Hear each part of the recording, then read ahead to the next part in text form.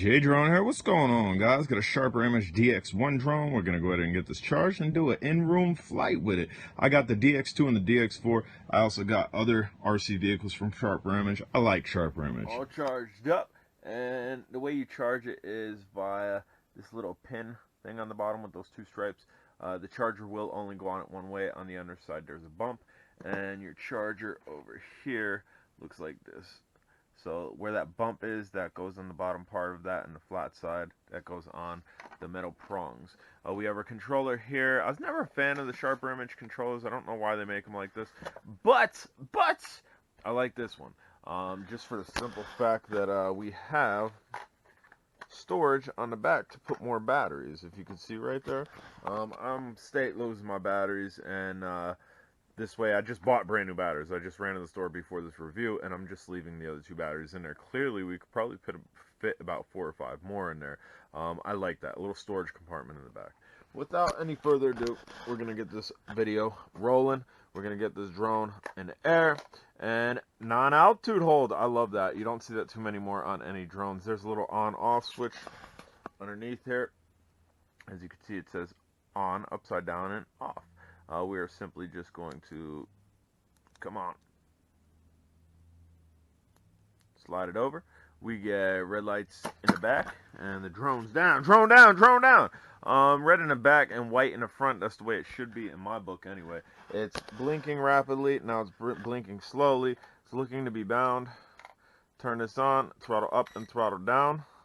That finishes the binding sequence.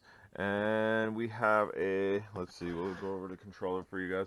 We have a spin trim, so that's your left to right trim. And we have a directional trim over there. I don't think we have any speed unless we press in our right stick. Maybe that'll be speed. Let's see. Nope. And pressing in that does absolutely nothing. So let's go ahead and get this up in the air. So not as much punch as the DX2. It is direct feed motors. They're extremely small direct feed motors. Extremely slow yaw on this. I'm really wondering if there is a speed button on this, which maybe after because I can't do too much with this in here with the yaw the way it is, because I need to have a faster yaw to be able to maneuver in here. I think what we're going to do, we are going to see. Bring it over, hand land, bam. Very simple to do. Just put your hand underneath it and slowly release the throttle. Package is over here. We're going to refer to the instructions like I never do, but I would like to see some speed on this. So we're just going to go over here. Here we go. We got instruction manual right there. So if you lost your instruction manual, that's what it is. So we got lights, indicates remote on, multi-joystick slide, forward and backward adjustment. I don't think we have whatchamacallit, I don't think we have any type of speed orientation, which makes this much like a drone that's above our heads. Bamzo, look at that drone hiding up there. Proto Z. Even the charging method is the same. The charging method is identical, where you have the 2 strips on the back and you have a bump on the bottom. This is extremely docile. I got this on the jumper before this flight video. I did try to bind this to the same protocol this was, and it didn't work. So for me, this drone is going to be a super beginner's drone. Super beginner's drone. I mean, you go to Ollie's, you pick these up, dirt cheap, dirt cheap. My mom got me this for Christmas, because I generally don't ever ask for anything, and this is super cheap. So I figure I might be able to actually, might get it. I got the DX1, I got the DX2. And this was just super cheap, super cost efficient. Anybody asked for this and they had an Ollie's, they should have got it. So our forward pitching, our left to right pitching is decent. The only major, and I mean even punch up. Let's see. I'll try to go down, and we'll go ahead. Punch up, yes, punch up is decent to the point where I just crashed it because it went up a lot faster than I was anticipating it going up. The only thing this is really lacking is yaw. The yaw rate, and if you guys are new to the hobby, which I know a lot of you guys are, especially if you're watching this video and you got this for Christmas, your pitching is forward pitch, back pitch, left pitch, right pitch. That's all done by the right controller. Your yaw is what simulates a merry-go-round spin. So when you are spinning this way, or when you are spinning this way, and that doing is your a yaw, circular which I'll motion, demonstrate for you here. We'll go ahead and throw it up in the air. and again, the way we are doing all this is your yaw comes from this stick left to right. All your pitching, your forward, your backwards, your left, and your right pitching comes from this stick here. So let's go ahead and throw it up. I'll demonstrate yaw for you.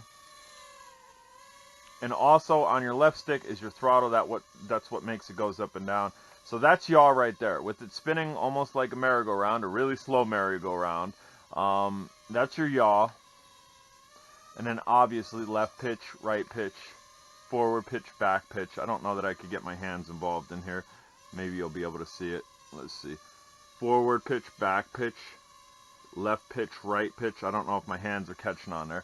But a really basic review of this. We're not going to nail this to the ground here, just because maybe we'll do an outdoor flight of it sometime, just to show you that it can fly outside. I think it'll be able to fly outside with the pitching radius. The only main thing this is lacking for me is yaw, the ability to spin in a merry-go-round fashion, left to right in a circular fashion, is very minimal, much like the Proto Z. And if you guys haven't checked out this video of this monster here, you should definitely check it out. If you want to see the Proto Z in action, you should definitely check that out. Maybe throughout the course of this video, I've linked the videos up top as I've spoken on them. Again, not a huge fan of the controllers. This one, though, has storage capacity in the back there, so we can actually store stuff. And you know what? I bet that's actually meant for the drone, now that I'm thinking about it. Thinking, I bet the drone goes in there. Let's see. Look at this. That's exactly what it's for. That's for the drone.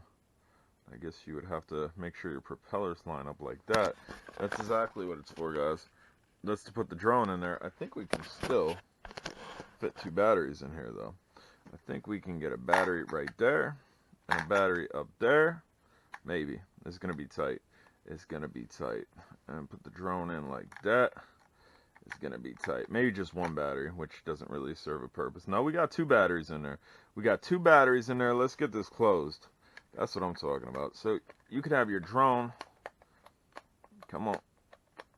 And then you'll probably have to screw that in, which I don't got a screwdriver on me.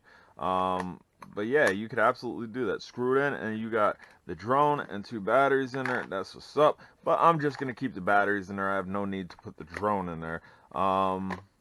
Neat design, neat design. Guys, if you haven't subscribed, smash the subscribe button. If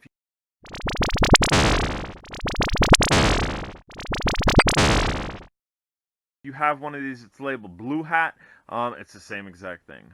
My DX2, I think, is actually labeled Blue Hat, not Sharper Image. Same exact thing. Alright, guys, later.